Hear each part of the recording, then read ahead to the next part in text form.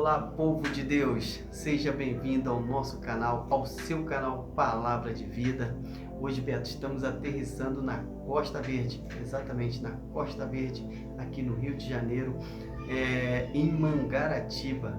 Exatamente, temos uma irmã abençoada, com a palavra abençoada, vinda do céu ao seu coração. Beto, nossa irmã, qual é ela? Rapaz, nós estamos com a irmã hoje, a Tatiana, da Catedral das Assembleias de Deus ali em Mangaratiba, com a palavra poderosa da parte de Deus para a sua vida. Sabe qual é o tema? Deus tem uma nova história para você. Saiba que a tua história não acaba aqui. Por mais, às vezes, decepções que você tem enfrentado na caminhada, Deus ainda tem uma história para você. Porque às vezes as pessoas ficam frustradas com vários planos que talvez não deu certo, mas às vezes esquece de consultar o que Deus achou, o que Deus quer para a sua vida. Então hoje nós temos uma palavra poderosa da parte de Deus. Deus tem uma nova história para você. Creia. Exatamente. Você que ainda não é inscrito no canal, se inscreva no canal. Se inscreva onde está escrito de vermelho embaixo aí. Inscreva-se. Então inscreva, já acione o sininho das notificações para não perder nenhum vídeo e deixe o seu like. Já vai deixando muitos likes aí, que é muito importante para a gente saber que você está gostando do nosso canal e está sendo bem aceito. Irmã Tatiana, seja bem-vinda ao canal Palavra de Vida e a palavra é com você. Shalom, a paz do Senhor Jesus, querido ouvinte desse canal abençoado. Eu me chamo Tatiana Araújo, faço parte do Ministério de Madureira, da Assembleia de Deus Ministério de Madureira, em Mangaratiba. Temos como pastor presidente nosso pastor Jonathan Nunes de Abreu. E eu venho aqui, queridos, estar compartilhando com você algo da parte de Deus. Espero que essa palavra possa abençoar a sua vida como abençoa a minha. Amém? Vamos lá, gostaria de estar compartilhando a palavra de Deus lá no livro de Ageu, o profeta menor, o profeta do templo. Ageu 2, versículo 9, que diz assim: a glória desta última casa será maior do que a da primeira, diz o Senhor dos Exércitos, e neste lugar darei a paz, diz o Senhor dos Exércitos. Querido, esse texto aqui, esse livro, ele foi escrito na época do reinado do rei Dário, ou Dario, cada um chama de um jeito. Eu vou falar rei Dário. E ele assumiu o trono numa época bem difícil, porque o povo estava revoltado naquela época com o antecessor dele do trono. E foi muito difícil para ele poder organizar um império, mas ele conseguiu.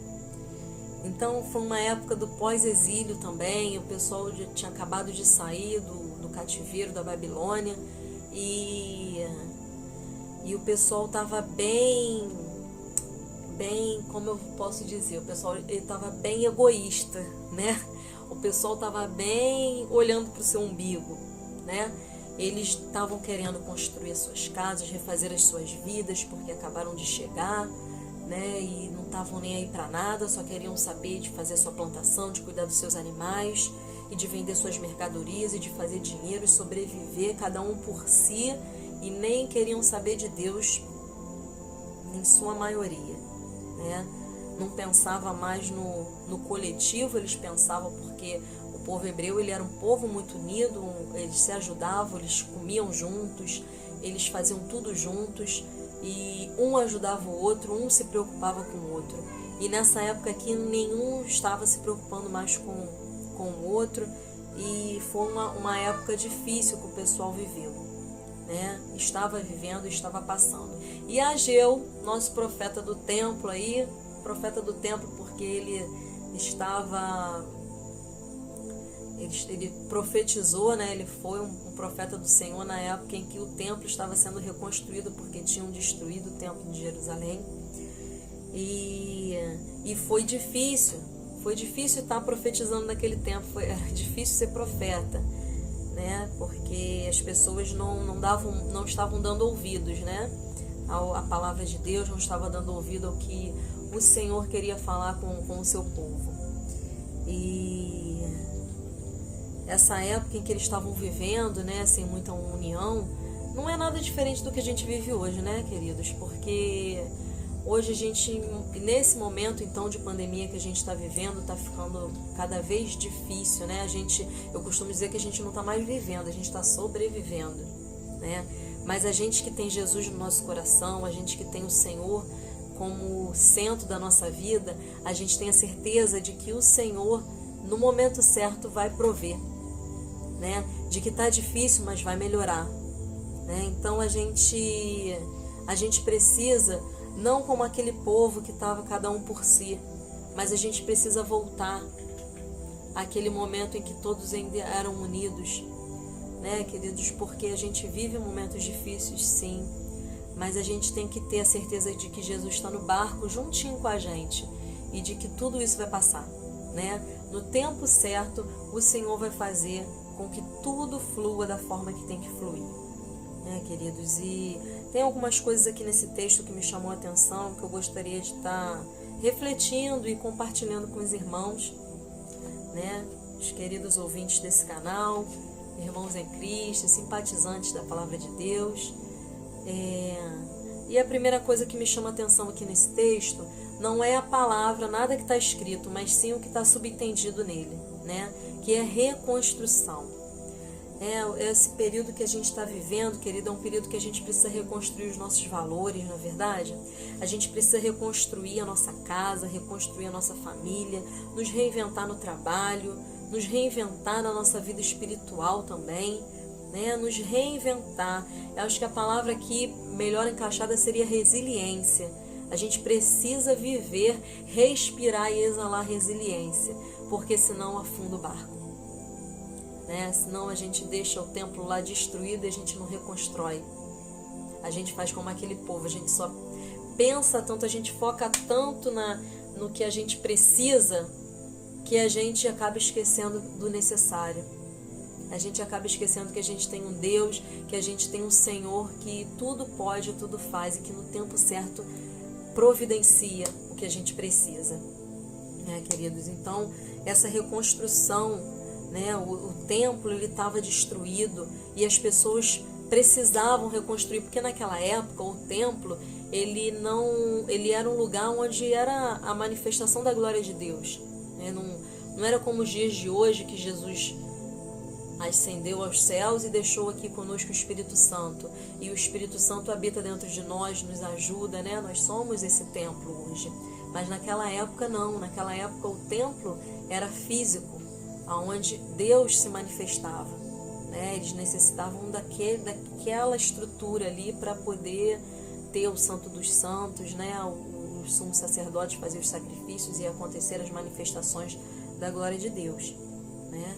Então, queridos, a gente precisa, nesse momento difícil que a gente está passando no mundo, né? Não é nem no nosso país, mas é mundial, a gente precisa reconstruir, ser resiliente, a gente precisa pedir a Deus, né? Porque a gente perdeu pessoas queridas, a gente perdeu membros da nossa família, a gente está perdendo emprego, a gente tá num momento de perda e está muito difícil a gente manter ali a sanidade no basal, né? A gente quase surta. Mas quando a gente tem o Senhor na nossa vida, quando a gente sabe que Ele é fiel e justo, a gente sabe que em meio ao caos, Ele escreve uma nova história para nós. E em meio à destruição de um templo, Ele pisca, estala os dedos e acontece a reconstrução. Então, queridos, que a gente possa nos reconstruir, que nós possamos nos reconstruir, que a gente possa pedir ao Senhor bálsamo para entrar na ferida, que a gente possa receber a cura que a gente precisa para poder seguir em frente, né? Eu falo de cura física, eu falo de cura espiritual, cura da alma, né? Porque a gente às vezes se paralisa, mas a gente não tem que paralisar, né? Vamos nos reconstruir, vamos pedir a Deus que nos ajude nessa empreitada, amém? A outra coisa que me chama aqui a atenção é a palavra casa, que aqui no original, né, no hebraico, quando ele está falando aqui casa, ele está se referindo a templo, né? Então O último templo vai ser mais glorioso do que o primeiro. É isso que ele está falando. E quando a gente fala de templo, a gente fala hoje, nos dias atuais, do templo do Espírito Santo que somos nós, né? Então, que aquela velha natureza, que aquela velha pessoa, né, possa se refazer, se reconstruir e ser um novo templo, para que possamos passar adiante a paz que o Senhor nos garantiu, que aqui nesse texto ele diz que ali ele vai dar a paz. E é nesse templo que o Senhor dá a paz. É nesse tempo que nós estamos vivendo hoje que o Senhor vai trazer a paz para a sua vida. Mas você precisa reconstruir. Você precisa se reconhecer como um templo do Espírito Santo, ter o seu momento de adoração, ter o seu momento de entrega para Deus, que não é fácil. Em meio ao caos, a gente só pensa em surtar, a gente só fica desesperado. Mas existe um templo, que é o templo dos templos, que é Jesus Cristo. Porque essa casa aqui, esse templo, ele remete a Jesus. A palavra de Deus, ela afirma e ela se reafirma. E aqui, queridos, em João 2,19, a palavra de Deus reafirma o que está afirmando lá em Ageu 2. Porque naquela época, aqui no Novo Testamento já, Jesus vem falar assim, ele tinha acabado de chegar no templo e viu pessoas vendendo mercadorias, e ele ficou bem revoltado com aquilo tudo, saiu falando que tirem isso daqui, e os judeus foram confrontá-lo. Ele disse assim, lá no João, quem quiser acompanhar, João 2,19, ele vem falando assim, Jesus respondendo aos judeus, né? Vou ler o 18, né? Responderam, pois, os judeus e disseram, que sinal nos mostra para fazeres isto? Por que você está aí achando que tem que zelar pela casa do Senhor e tem que sair tirando o nosso comércio daqui, né? Era isso que eles estavam questionando. E Jesus disse, derribai este templo e em 3 dias o levantarei. Jesus morreu e ressuscitou em quantos dias? 3 dias, queridos. Então aqui, quando Ageu lá atrás, no Antigo Testamento, está falando que a glória da última casa será maior que a da primeira, e quando a gente pega o texto lá no hebraico, que a gente vê que essa casa significa templo, a gente está falando de Jesus. A gente não está falando de parede, de tijolo, de pedra, a gente está falando de Jesus. E ele diz, reconstruirei em 3 dias, mas ele falava do templo do seu corpo, ou seja, ele não estava falando de templo físico, mas de espiritual. Quando, pois, ressuscitou dos mortos, os seus discípulos lembraram e disseram isso e creram nas Escrituras e na Palavra de Deus. Então, queridos, a gente tem que pensar o seguinte, que esse templo, que é Jesus, ele está aqui conosco. Quando Deus entra na nossa vida, tudo tem que ser refeito. Uma nova história, uma nova trajetória de vida acontece para mim e para você. Em momento algum, quando o Senhor entra na nossa vida, nós mantemos a constância. Não, porque a gente muda, a gente se refaz, a gente se reinventa. E é isso que eu estou te convidando aqui hoje, para você pedir ao Senhor que Ele entre no seu coração, que Ele reconstrua o que precisa ser reconstruído, que Ele se refaça você de dentro para fora, e que essa reconstrução ela reflita para as pessoas ao seu redor, e que o amor que transcende qualquer entendimento, que é o amor de Deus, exale, saia pelos seus poros e possa alcançar outras pessoas, porque a gente tem que ter muita compaixão pelo próximo, porque está faltando muito amor no mundo, né, queridos? Aqui a gente tem vários casos na Bíblia, quando lá em Gênesis 17, quando Abrão se torna Abraão, né?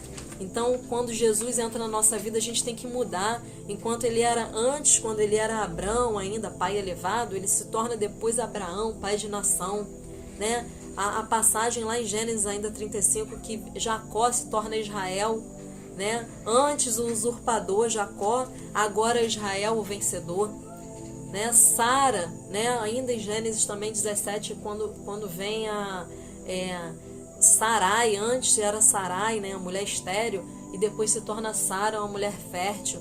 Querido, quando Deus entra na sua vida, Ele traça uma nova história para o seu ser. e que você possa receber esse Jesus no seu coração.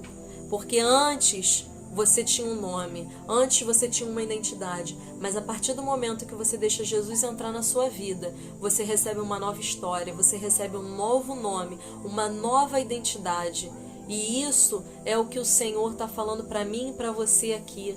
Lá em Ageu, lá no Antigo Testamento, ele já falava que a glória da segunda casa será maior que a da primeira, porque quando Jesus voltar, e não está demorando, ele vai voltar, né? Ele vai levar os seus, e é tempo, querido, de você se reconstruir.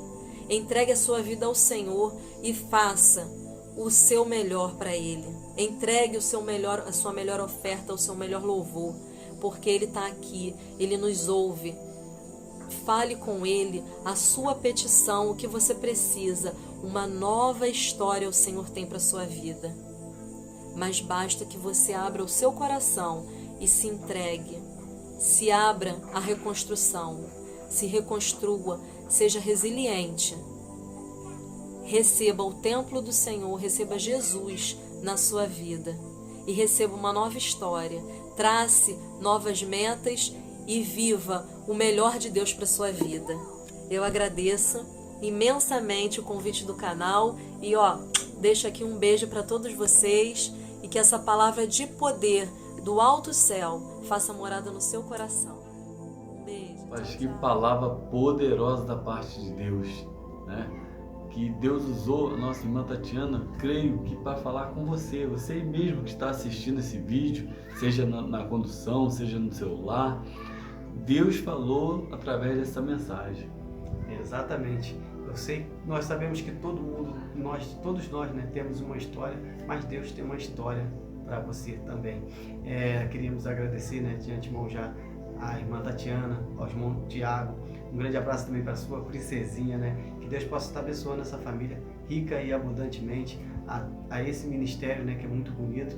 E queríamos agradecer também de antemão e mandar um abraço, né, ao povo de Mangaratiba. Nós temos parente ali, né? E a catedral também, ao seu pastor presidente, ao seu pastor da congregação também. Que Deus possa estar abençoando rica e abundantemente esse povo de Mangaratiba. Desde já a gente agradece a todos e até o próximo vídeo, se Deus quiser.